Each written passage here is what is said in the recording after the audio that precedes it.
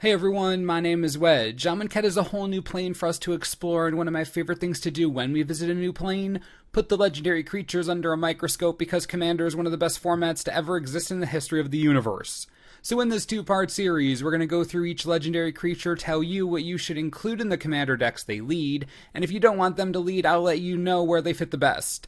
I do hope you enjoyed the video, and if you do, remember to hit that like button, helps out a lot. Oketra the True is 4 mana for a 3/6 god with double strike and indestructible. She can't attack or block unless you control at least 3 other creatures, and you can pay 4 mana and create a 1/1 white warrior token with vigilance. Oketra is a relatively simple commander. She poops out tokens to enable herself, then swings in as a giant double striker. Of course, in a format like Commander, when you stick a token production ability on a legendary creature, you're bound to get token decks. And that's what Oketra does best. She leads token strategies. Along with Amonkhet goodies like Anointed Procession and Anointer Priest, Oketra is pretty one-track minded. Since you'll be running a monocolored token deck, take advantage by being greedy. Pearl Medallion, Emiria the Sky Ruin, Nykthos, Cage Sun, all of these are classic mono-white staples, a great baseline to work with. Since you're running a token-generating machine, you're gonna need token producers. Looking at you, White Sun Zenith, Martial Coup, Secure the Way, Stormherd even, just go nuts. Now, one of the advantages to running mono white is that you can go deep on the white color identity. You don't have to worry about that at all, which means color intense cards like Conqueror's Pledge, Hour of Reckoning, Angel of Jubilation, True Conviction, all of these are well within your grasp. Being monocolor does have its advantages. However, when it's all said and done, Oketra may be better as part of the 99 than as a leader herself. Let me explain. Oketra is a great card, very powerful with a strong ability, but she can't lead a good Voltron deck because there are better options, she can't lead a tribal deck because there's no tribal support, and she can't run an equipment-based deck because there are better options. So she really is pushed into the token deck spot. The problem? We already have Kemba and Darien and Heliod, and those are just the mono-white token commanders. What about Tristani or Riss? There is a lot of competition for best token commander, and I'm just not sure Oketra holds up.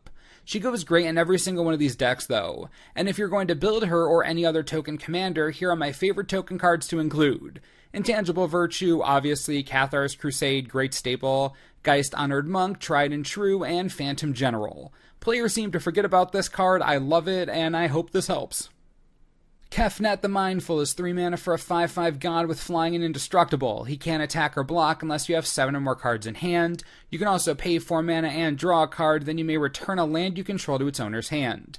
Kefnet is an incredibly weird card, especially when looking at commander playability, but I think I found the perfect place for him. Think about this. What does Kefnet do that most blue commanders don't? He draws cards without needing to tap. This ability makes him uniquely powerful in any type of control strategy.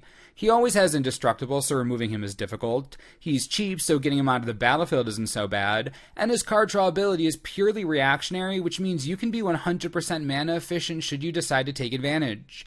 If you want to build a Kefnet deck, you're looking to draw a lot of cards and you're looking to say no all the time. Let's talk inclusions. Your shell is going to be a lot of what you expect. You have your normal craziness like Rhystic Study, Counterspell, Cyclonic Rift, Preordain, the boring stuff. But if you want to get a bit more cruel with it, I have some suggestions you might be into. Mystic Remora is one of the least talked about but highly played cards in Commander. It's brutality incarnate. And while cumulative upkeep isn't going to be your friend in the long run, it's a more concentrated version of Rhystic Study, and that's just fantastic. Great here, and it turns on Kefnet super easily. If you enjoy having no friends, Forbid can be devastating when your deck is full of card draw. Inundate is beyond hysterical because you're mono blue. You're of course going to want Venser's Journal because that card is perfect for you. And Mason, the Mind Cage, is a card I guarantee no one will expect. There's more than one way to build a prison. Enjoy. Now the best part about a Kefnet deck is that he's relatively interchangeable with other popular blue commanders. Talrand, Thassa, Azami, the usual suspects. But if you decide to go that route, maybe take out a few of the cantrip spells. Without Kefnet, you probably won't draw as much unless you're playing Azami, in which case, keep everything in. It's the more you know. Bontu the Glorified is 3 mana for a 4/6 god with menace and indestructible. She can't attack or block unless a creature died under your control this turn. You can also pay 2 mana and sacrifice another creature to scry 1. Each opponent loses 1 life and you gain 1 life. Well, Bontu has a pretty clear goal. Don't let the 4/6 power, toughness, and menace fool you. Bontu in Commander is a sacrifice god, literally. On a stick, you have one of the most powerful abilities in Commander at your disposal. Being able to sacrifice a creature on command and then get some pretty sweet effects, I'll take it. And so will mono black decks. If you want to build Bontu, we can go deep. You gotta start with your sacrifice staples though. Dictate of Erebos, Grave Pact, Zulapur Cutthroat, Blood Artist. You gotta get that blood flowing, friend.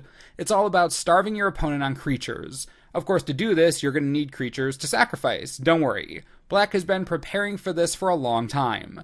That's why we have Reassembling Skeleton and Pawn of Ulamog, Abhorrent Overlord, Endrick Ser, Master Breeder. Again, pretty healthy array of creature production in the color. To take full advantage of being mono black, you gotta go big on your color heavy spells. Massacre Worm is the key include, Army of the Damned is basically pure gas in your deck, Dark Prophecy, heavy black identity, but in this deck it's perfect, and Liliana of the Dark Realms, now that's a mono black planeswalker if I've ever seen one. You have all the cards you need for a completely unreal mono black sacrifice deck with Bontu at the helm. The problem? Bontu has to compete directly with not only Ghoulcaller Gisa, but with Commander Newcomer Yahenni as well. Both proficient sacrifice commanders. At this point, it's about personal preference. If you like zombies even a little bit, Ghoulcaller Gisa is the best of all worlds. If you don't want to skew to zombies, both Yahenni and Bontu will do exactly what you want. If you want to play Bontu but you don't want her to command your army, you're in luck. That ability is incredibly useful in Commander, which is why she fits exceptionally well in Prosh, Marin, Gave, Teysa Orzhov Scion, Olivia Voldaren, Athreos, Carador, Eiley. I think you get the picture. Bontu is flexible. She'll be in Commander forever. That's something I can guarantee. Great card. Hazoret the Fervent is 4 mana for a 5/4 god with Indestructible and Haste. She can't attack or block unless you have 1 or fewer cards in hand. You can also pay 3 mana and discard a card, and Hazoret deals 2 damage to each opponent. The way I see it, there are 2 different ways you can build a Hazoret deck. First, you can go the discard route. I'm talking Firestorm, Avaricious Dragon, Nahiri's Wrath, Jaya Ballard discard. Talking real heavy. Hazoret is pretty huge at 5/4, and being close to Hellbent all the time means you can swing in with your 5-power Indestructible God. Nothing wrong with that. And you get 2 damage to everyone and a discard whenever you want it. Definitely the easiest route to take. Fill up your deck with draw spells, discard spells, and go ham. But to be completely honest, I actually like Hazoret for a bit of a different build. I like her for an attrition-style deck. Hear me out. Hazoret's ability is strong over the course of the entire game. Dealing 2 to everyone is going to add up, so why not add on to the pain? Cards like Gratuitous Violence up the stakes pretty well. War Elemental legit needs a turn or 2 to get completely out of control with Hazoret. And Sulfuric Vortex adds even more passive damage to everyone.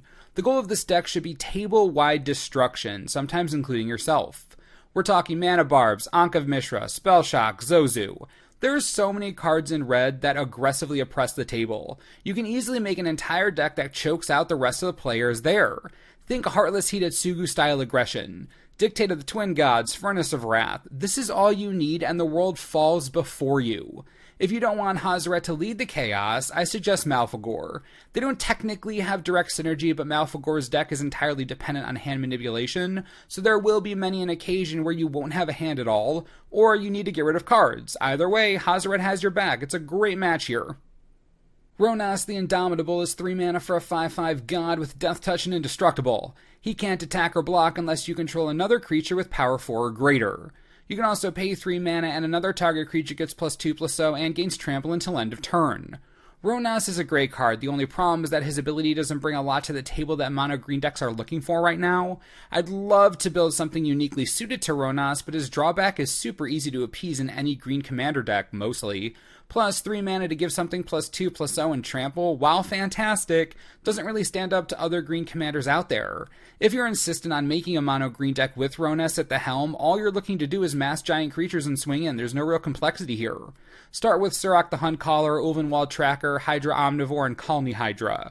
Then, after you have all of that, stick a crap load of mana generation in there, like Whisperer of the Wild, Shaman of Forgotten Ways, Karametra's Acolyte, all great. You really need a metric ton of mana ramp in this deck, and that's about it, honestly.